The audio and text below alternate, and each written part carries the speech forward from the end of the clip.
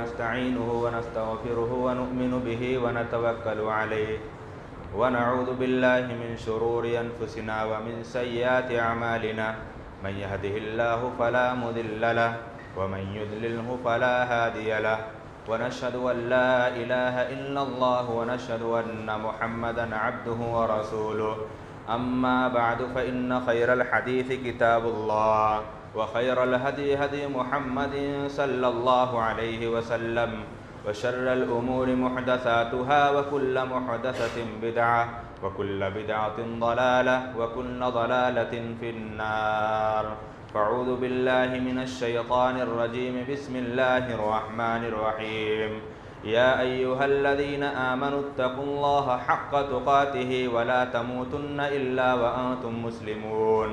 يا أيها الناس اتقوا ربكم الذي خلقكم من نفس واحدة وخلق منها زوجها وبث منهما رجالا كثيرا ونساء واتقوا الله الذي تساءلون به والأرحام إن الله كان عليكم رقيبا يا أيها الذين آمنوا اتقوا الله وقولوا قولا سديدا يصلح لكم أعمالكم ويغفر لكم ذنوبكم ومن يطع الله ورسوله فقد فاز فوزا عظيما أعوذ بالله من الشيطان الرجيم بسم الله الرحمن الرحيم ولكل أمة جعلنا منسكا ليذكروا اسم الله على ما رزقهم من بهيمة الأنعام فإلهكم إله واحد فله أسلموا وبشر المخبتين وقال عز من قائل قل إن صلاتي ونسكي ومحياي ومماتي لله رب العالمين حمد و ثنا کبریائی بڑائی بزرگی اس وحدہ لا شریک کے لیے لائق و زیبا جو سارے جہان کا پالنہار اور رب العالمین ہے۔ بعدہ بے شمار درود و سلام نازل ہوں افضل البشر خاتم الانبیاء جناب احمد مجتبیٰ محمد مصطفیٰ صلی اللہ علیہ وسلم پر، اللہم صلی علی محمد وبارک وسلم۔ برادران اسلام، خطبہ مسنونہ کے بعد قرآن مقدس سے دو مقامات پر دو آیت کریمہ کی تلاوت کی گئی۔ ان آیت کریمہ کے اندر اللہ رب العزت نے جو شعائر اسلام ہیں، جو اللہ رب العالمین نے جن کو شعائر اللہ قرار دیا، ان کی حرمت اور ان کی پاسداری، ان کا پاس و لحاظ کرنے کا جو حکم دیا، یقیناً ہم جس عشرے سے گزر رہے ہیں وہ ایسا عشرہ ہے جس کے بارے میں جناب محمد رسول اللہ صلی اللہ علیہ وسلم نے کہا کہ یہ عشرہ اللہ رب العالمین کو بڑا محبوب اور بڑا مقبول عشرہ ہے۔ کیوں؟ اس عشرے کی آخر کیا اتنی خوبیاں ہیں جن کو اللہ رب العالمین نے قرآن مقدس کے اندر اس کی قسمیں کھا کر ارشاد فرمایا، والفجر ولیال عشر۔ اللہ رب العالمین نے شروع کے ان ذی الحجہ کے شروع کے 10 دنوں کے بارے میں اللہ رب العالمین نے قسمیں کھا کر بیان فرمایا، تو یقیناً جب کسی چیز کی قسم کھائی جاتی ہے تو اس کی اہمیت اور اس کا مقام و مرتبہ اور اونچا ہو جاتا ہے۔ یقیناً اس عشرے کی اتنی بڑی فضیلت اس بنیاد پر بھی ہو سکتی ہے کہ اللہ رب العالمین نے بے شمار عبادتوں کو اسی عشرے کے اندر اکٹھا کر دیا۔ حجاج کرام اسی عشرے میں پہلے عشرے کی جو 8 تاریخ سے جو 10 ذی الحجہ تک وہ اپنے ارکان کو ادا کرتے ہیں، اور اسی عشرے کے اندر ایک عرفہ کا دن آتا ہے جو تمام مسلمانوں کے لیے بڑی سعادت مندی اور بڑی خوش نصیبی کی بات ہے کہ جو عرفہ کا روزہ رکھتا ہے، اللہ رب العالمین حجاج کرام کے علاوہ جو عرفہ کا روزہ رکھتا ہے اس کے لیے اللہ رب العالمین نے مغفرت کی ضمانت لی ہے۔ یقیناً یوم عرفہ، جب عرفہ کے میدان میں جو حجاج کرام جو اس جگہ پر جو گزارتے ہیں، جن بھائیوں نے اس جگہ کا معائنہ کیا ہے، اس جگہ کا مشاہدہ کیا ہے، انہیں اس بات کا علم ہے کہ اس دن اللہ رب العالمین کتنی اپنے بندوں کی مغفرت فرماتا ہے۔ عرفہ کے میدان میں جب حجاج کرام قیام فرماتے ہیں تو وہاں پر ظہر کے وقت میں ظہر عصر دونوں ایک ساتھ پڑھ لیتے ہیں، اور پھر اس کے بعد جب دعاؤں کا سلسلہ شروع ہوتا ہے تو ظہر کے بعد سے لے کر قبلہ کی طرف ہو کر سارے کے سارے حجاج کرام کھڑے کھڑے رب العالمین کی بارگاہ میں دعائیں کرتے ہیں مغرب تک. کچھ لوگ مغرب تک دعائیں کرتے ہیں, کچھ لوگ عصر تک دعائیں کرتے ہیں. 3 گھنٹے 4 گھنٹے ایک وقت کھڑے ہو کر اللہ رب العالمین سے دعائیں کرنا, یہ اللہ رب العالمین نے اس کے لیے بڑی کامیابی کی ضمانت دی ہے. اللہ رب العالمین ارشاد فرماتا ہے, جبکہ رب العالمین کو پتہ ہے کہ یہ بندے کس لیے کھڑے ہیں, یہ بندے کیا مجھ سے طلب کر رہے ہیں, اللہ رب العالمین اپنے فرشتوں سے پوچھے گا بتلاؤ یہ بندے مجھ سے کیا چاہتے ہیں. فرشتے جواب دیں گے کہ اے اللہ یہ تیری مغفرت چاہتے ہیں, تو انہیں معاف کر دے. اللہ رب العالمین اس دن اتنے بندوں کو جہنم سے آزادی کرتا ہے, کسی اور دن میں اللہ رب العالمین اتنے بندوں کو جہنم سے آزادی نہیں دیتی. اس لیے مسلمانوں, ہم تمام مسلمانوں کو بھی چاہیے کہ جب عرفہ کا دن, جس دن ہمارے یہاں 9 ذی الحج یعنی 20 جولائی کو ہم سب تمام مسلمان بھائی اس عرفے کے روزے کا اہتمام کریں گے اور انشاءاللہ ہم اس ثواب کے مستحق ہوں گے. تو اب آئیے اب اصل مقصد کی طرف گامزن ہوتا ہوں کہ قرآن مجید کے اندر جو ہم نے تلاوت کریمہ آپ کے سامنے پڑھی ہے, اس کے اندر اللہ نے کیا پیغام دیا. اللہ رب العالمین نے کہا وَلِكُلِّ أُمَّةٍ جَعَلْنَا مَنْسَكًا لِيَذْكُرُوا اسْمَ اللَّهِ عَلَى مَا رَزَقَهُم مِّن بَهِيمَةِ الْأَنْعَامِ فَإِلَٰهُكُمْ إِلَٰهٌ وَاحِدٌ فَلَهُ أَسْلِمُوا وَبَشِّرِ الْمُخْبِتِينَ. اللہ رب العالمین نے یہ قربانی یہ صرف ہمارے اوپر ہی نہیں ہے, ہم سے پہلے گزشتہ جتنے انبیاء کرام, جتنی قومیں گزری, سارے لوگوں پر اللہ رب العالمین نے اس قربانی کو ان کے اوپر لاگو کر رکھا تھا اور سارے لوگوں نے قربانیاں کی ہیں. حضرت آدم علیہ السلام کے بیٹوں کا تذکرہ اللہ رب العالمین نے قرآن مجید کے اندر ذکر فرمایا اور ارشاد فرمایا وَاتْلُ عَلَيْهِمْ نَبَأَ ابْنَيْ آدَمَ بِالْحَقِّ إِذْ قَرَّبَا قُرْبَانًا فَتُقُبِّلَ مِنْ أَحَدِهِمَا وَلَمْ يُتَقَبَّلْ مِنَ الْآخَرِ. یقیناً اللہ رب العالمین نے ان کی قربانیوں کا تذکرہ کرتے ہوئے کہا کہ اے میرے نبی, آپ اپنی امت کو اور آپ میرے بندوں کو اس بات کا پیغام پہنچا دو کہ اللہ رب العالمین کے ہاں قربانی وہی قربانی قبول ہوگی انما یتقبل اللہ من المتقین, کہ اللہ رب العالمین جس کے اندر تقوی پرہیزگاری ہوگی اس کی قربانی اللہ رب العالمین قبول ارشاد فرمائے گا. یقیناً اللہ رب العالمین نے اس شاعر کو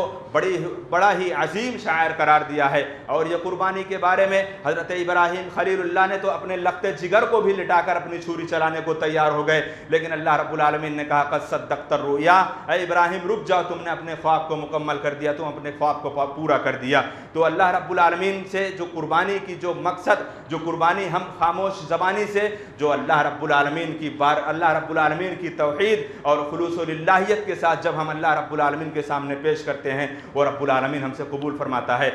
نبی کریم صلی اللہ علیہ وسلم سے پہلے مکہ کے اندر کچھ لوگ اپنے جانوروں کو ذبح کر کے ان کے خون کو اور ان کے گوشت کو خانہ کعبہ کی دیواروں پر پوت دیا کرتے تھے اور وہ اس گمان میں کہتے کہ یہ اللہ رب العالمین کے لیے ہم نے قربانی کی ہے اور یہ اللہ رب العالمین کے لیے ہم نے حوالے کر دیا. لیکن اسی موقع پر رب العالمین نے قرآن مجید کی آیت کریمہ ارشاد فرمائی لن ینال اللہ لحومها ولا دماؤها ولکن ینالہ التقوی منکم, کہ اللہ رب العالمین کے پاس تمہارے خون تمہارے گوشت نہیں پہنچتے, اگر اللہ رب العالمین کے پاس پہنچتا ہے تو تمہارے دلوں کا تقوی پہنچتا ہے, تمہارے دل کے اندر کیا چیز ہے. اور اسی بنیاد پر قرآن مجید کے اندر بے شمار ایسے مقامات پر اللہ رب العالمین نے جہاں پر قربانی کا تذکرہ کیا ہے اس سے پہلے اللہ رب العالمین نے نماز کا تذکرہ کیا ہے. ہم زندگی کے اندر اپنی زندگی کے اندر ہم قربانی کی بے شمار لگن چاہت تڑپ پیدا کرتے ہیں, لیکن کبھی ہم نے نماز کو کبھی ہم نے اس کو آگے نہیں رکھا. اور جبکہ رب العالمین نے قرآن مقدس کے اندر بہت سی ایسی آیتیں کریمہ ہیں, اسی آیت سے ملتے ہوئے اللہ رب العالمین نے پہلے نماز کا تذکرہ کیا, اس کے بعد قربانی کا تذکرہ کیا. اللہ رب العالمین نے کہا قل ان صلاتی ونسکی ومحیای ومماتی للہ رب العالمین, اے میرے نبی ان لوگوں کو بتا دو کہ بے شک میری زندگی کا مقصد کیا ہے. ان صلاتی میری نمازیں, ونسکی میری قربانیاں, ومحیای ومماتی میری زندگی اور میری موت للہ رب العالمین, ساری کی ساری چیزیں رب العالمین کے لیے ہے. اور دوسرے آیت میں اللہ رب العالمین نے کیا ارشاد فرمایا, ہم تمام لوگوں کو وہ آیت کریمہ یاد ہوں گی, سورہ کوثر 30ویں پیارہ کی آیت. اللہ رب العالمین نے کہا انا اعطیناک الکوثر, انا اعطیناک الکوثر, اے نبی ہم نے آپ کو خیر کثیر عطا فرمایا ہے. فصل لربک وانحر, اپنے رب کے لیے نماز پڑھیے اور اپنے رب کے لیے قربانی کیجیے. ہم میں سے کتنے ایسے لوگ ہیں جو پنجگانہ نمازی کے جو عادی ہیں, جو پنجگانہ نماز پڑھتے ہیں, 5 وقت کی نماز پڑھنے کے ساتھ ساتھ ان کے دل کے اندر یہ جذبہ ہوتا ہے کہ ہم قربانی بھی کریں گے. کوئی ایسے بہت سے ایسے ہمارے افراد ہیں جن کو پتہ بھی نہیں کہ 5 وقت کی نماز میں اذان کا وقت صبح کیا ہوتا ہے اور عشاء کا وقت کیا ہوتا ہے, اور بے شمار اہل علم نے اور محدثین کرام نے ایسے ایسے ان کے احکام ان کے اوپر لاگو کیے ہیں۔ انہوں نے کہا، ان کی زبان ہے، ان کے اقوال ہیں، میری زبان ہے، انہوں نے کہا جس کی زندگی کے اندر کبھی 5 وقت کی نماز نہیں رہی اور اپنے زبان سے اگر اس شخص نے انکار کر دیا کہ نماز کیا چیز ہے، رب کعبہ کی قسم وہ اسلام سے ہی نہیں ہے تو اس کی قربانی کیسے ہے؟ جس نے اپنی زندگی کے اندر انکار کر دیا کہ نماز کیا چیز ہے، میں نماز نہیں جانتا، اور اگر وہ قربانی کرے تو اس کی قربانی کا کیا فائدہ، وہ اسلام میں ہی نہیں ہے۔ اور نماز اور اسلام کو پیارے رسول صلی اللہ علیہ وسلم نے کیسے جوڑا ہے؟ پیارے رسول صلی اللہ علیہ وسلم نے کہا کہ ہمارے اور ان میں فرق یہی چیز ہے، یہ نماز فرق کر دیتی ہے کہ مسلمان کون ہے اور غیر کون ہے۔ اللہ رب العالمین نے قرآن مجید کے اندر ارشاد فرمایا وَأَقِيمُوا الصَّلَاةَ وَلَا تَكُونُوا مِنَ الْمُشْرِكِينَ، اے لوگوں نماز کے پابند بن جاؤ، نماز قائم کرنے والے بن جاؤ اور تم مشرکوں میں سے مت ہو جاؤ۔ مشرکوں میں سے ہونے کا مطلب کیا ہے؟ مشرکوں میں ہونے کا مطلب کیا ہے؟ مشرکوں میں سے ہونے کا مطلب صاف اندازہ یہی آپ لگائیے کہ اللہ رب العالمین نے مومنوں پر نماز فرض کیا ہے اور مسلمانوں پر نماز کو فرض کیا ہے، مشرک نماز پڑھے بھی تو اس کا کوئی فائدہ نہیں ہے۔ اب قربانی یقیناً یہ ایک عظیم سنت ہے۔ اب قربانی کے بارے میں کیا یہ واجب ہے یا سنت ہے یا مستحب ہے، کیا ہے؟ اس کے بارے میں سب سے بڑا مشہور قول اور سب سے زیادہ جو راجح قول ہے کہ یہ قربانی یہ سنت مؤکدہ ہے۔ یہ قربانی سنت مؤکدہ ہے۔ جس مسلمان کے اوپر اللہ رب العالمین نے مال و دولت کی فراوانی دی ہے، اس کو اللہ نے استطاعت دے رکھی ہے اور وہ قربانی نہ کرے تو وہ بڑا محروم بندہ ہے۔ اور اس عشرہ ذی الحجہ کے اندر وہ ان نیکیوں کو نہ اکٹھا کر کے وہ رب العالمین سے مغفرت نہ حاصل کر لے، وہ رب کا بڑا محروم بندہ ہے۔ اور قربانی یہ سنت مؤکدہ اس لحاظ سے ہے، پیارے رسول صلی اللہ علیہ وسلم کی زندگی کے بعد حضرت ابو بکر اور حضرت عمر فاروق رضی اللہ تعالی عنہما اور حضرت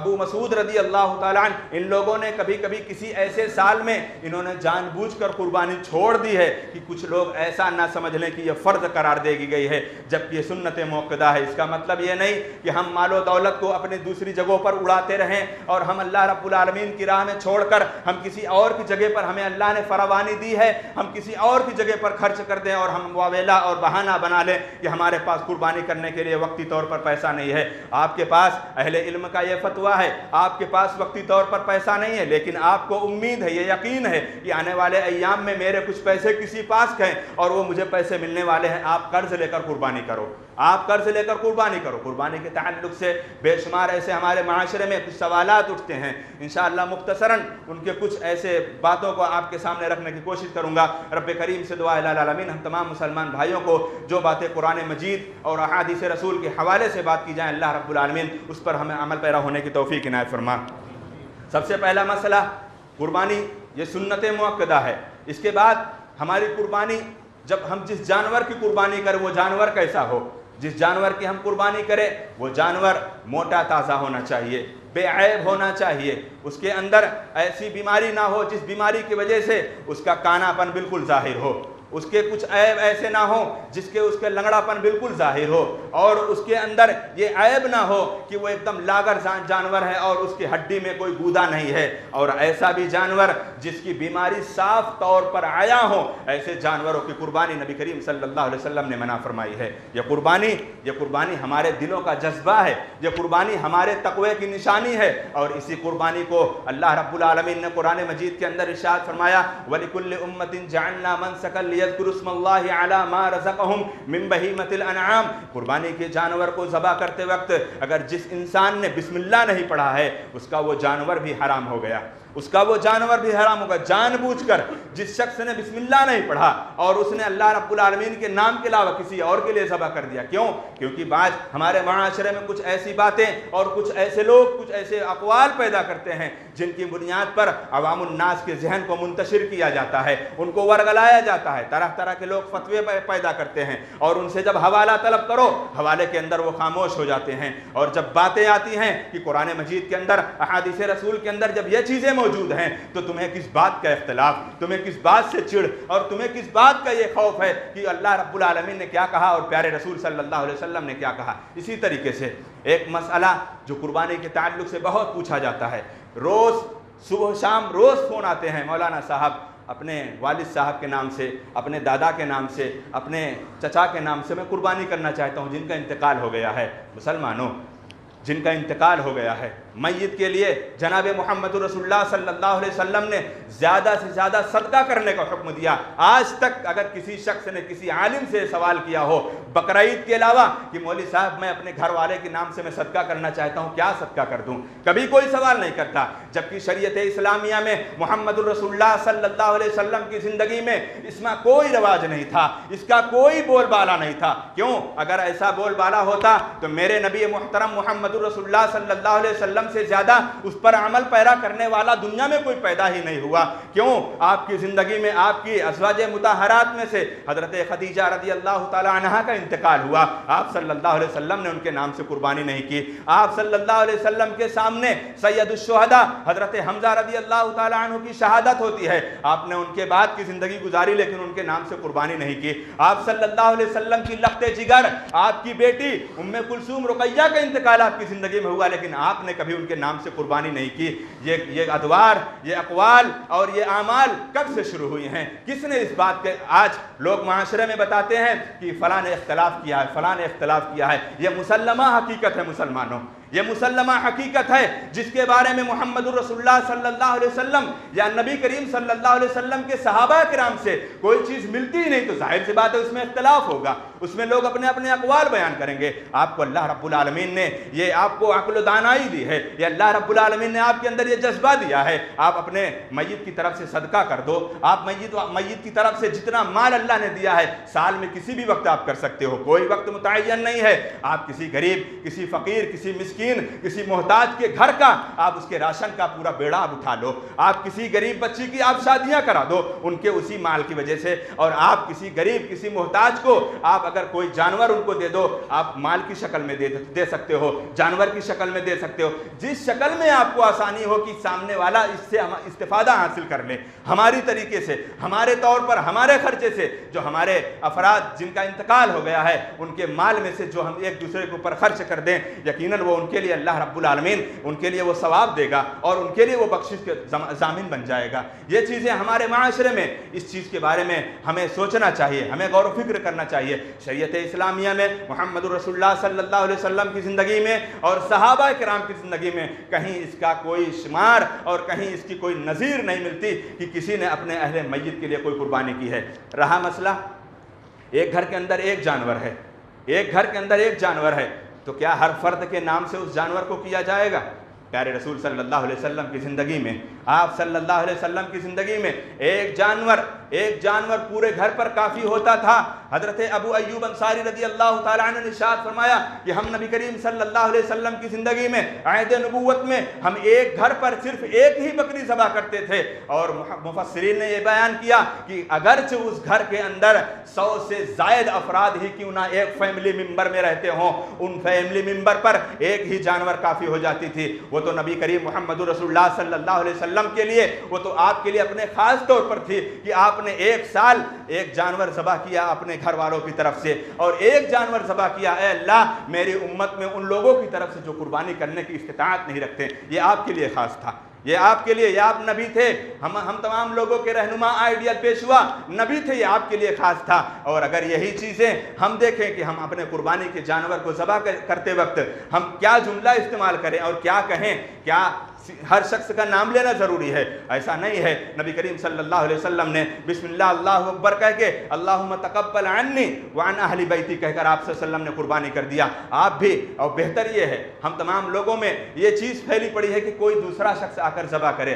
معاف کرنا میرے بھائیوں، اپنے دل میں یہ مت لینا کہ مولانا کو بلاؤں گے تو مولانا اس لیے بات پیش کر رہے ہیں کہ مولانا اپنے ہاتھ سے، میں 24 گھنٹہ آپ کے ساتھ ہوں، میں آ کر ہر وقت ذبح کرنے کو تیار ہوں، لیکن آپ اپنے ہاتھ سے ذبح کرو، آپ اپنے ہاتھوں سے ذبح کرو بسم اللہ اللہ اکبر کہہ کر۔ اگر آپ کو کچھ نہیں آتا تو صرف اتنا کہہ دو بسم اللہ اللہ اکبر، اللہ رب العالمین نے قبول کر لیا۔ اور ایسا تو نہیں ہے کہ ایک جملہ ہے، ایک چھوٹا سا جملہ ہے بسم اللہ اللہ اکبر اللہم تقبل منی ومن اہل بیتی، اللہ قبول فرما میری جانب سے، میری فیملی کی جانب سے۔ رہا مسئلہ کہ جانور کیسا ہونا چاہیے، کچھ لوگ جانور کے بارے میں یہ دیکھتے ہیں کہ جانور ابھی سال کا نہیں ہوا ہے، ابھی سال کا نہیں ہوا، تگڑا تندرست ہو گیا۔ پیارے رسول صلی اللہ علیہ وسلم نے کہا لا تذبحوا الا مسنہ، لا تسبحوا الا مسنہ، کہ صرف دانتہ جانور یا مسنہ اس کو کہتے ہیں کہ جس جانور جیسے اونٹ کی شکل ہے تو اونٹ 5 سال سے کم کا قربانی نہیں ہے، اور جو بڑے جانور ہیں ان جانوروں میں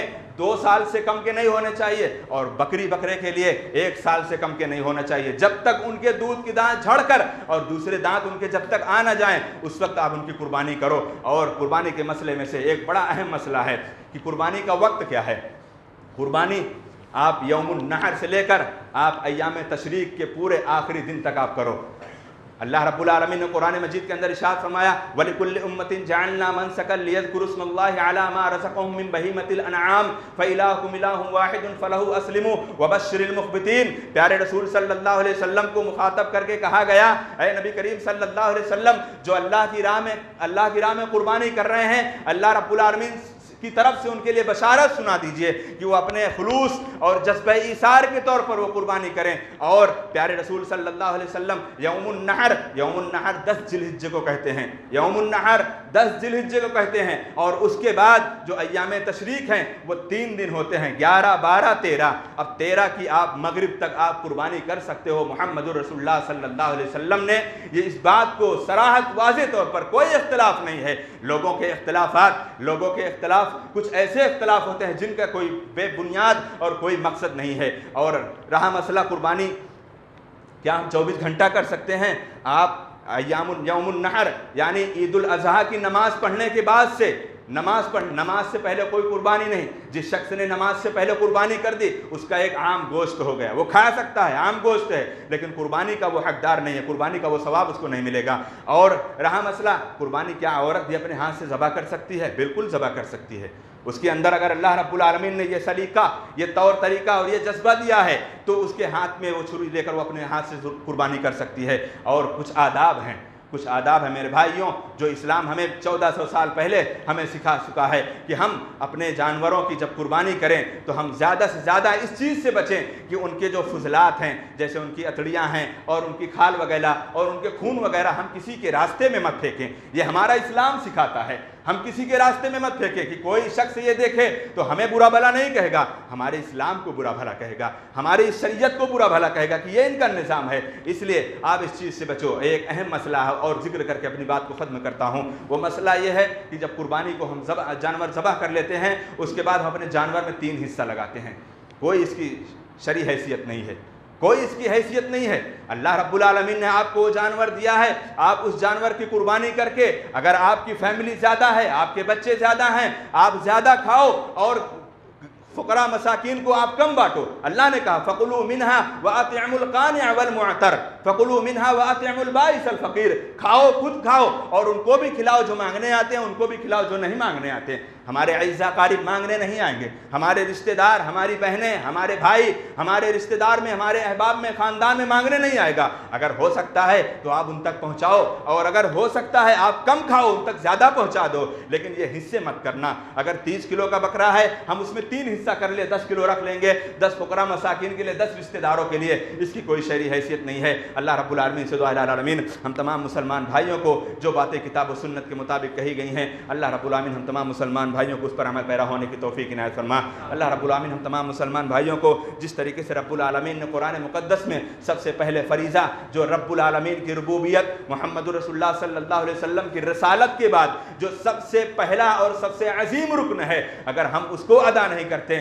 تو ہم اپنے گرہبان میں جھانکیں کہ ہم قربانی کس منہ سے کر رہے ہیں۔ وہ سب سے پہلا فریضہ جس کو رب کریم نے عرش عظیم پر نبی کریم صلی اللہ علیہ وسلم کو دیا تھا۔ قربانی تو زمین پر نازل ہوئی ہے، لیکن نماز عرش پر اللہ رب العالمین نے معراج پر اپنے نبی محمد رسول اللہ صلی اللہ علیہ وسلم کو یہ تحفہ عطا کیا تھا۔ اگر ہمارے اندر وہ نماز نہیں ہے تو ہمیں اللہ رب العالمین سے یہ توفیق الہی مانگنی چاہیے کہ بار الہا ہماری زندگی کے اندر پنجگانہ نماز کی تو توفیق عطا فرما دے۔ اللہ رب العالمین ہماری زندگیوں کے اندر تو اپنا خوف اور اپنا ڈر پیدا کر دے۔ اے اللہ ہم تمام مسلمان بھائیوں کے اندر جو جذبہ ایثار، جو قربانی اور جو ریاکاری اور جو نمو ہے اللہ رب العالمین اس نمو سے بچا کر. ایک اہم مسئلہ یہ بھی ہوتا ہے کہ ہمارے معاشرے میں کچھ ایسے غریب لوگ, کچھ کمزور لوگ جو اپنے بکرے کو ہلکی قیمت میں خریدتے ہیں اور انہی کے سامنے کچھ بڑے مہنگے بکرے خرید کر ان کے سامنے وہ مالا پہنا کر, گھنگرو پہنا کر ان کے سامنے نچاتا ہے. مسلمانوں, یہ عبادت تو کر کے کہیں ایسا نہ ہو کہ تمہارے لیے عذاب الہی بن جائے, کیونکہ اس کے اندر ریا پایا جائے گا,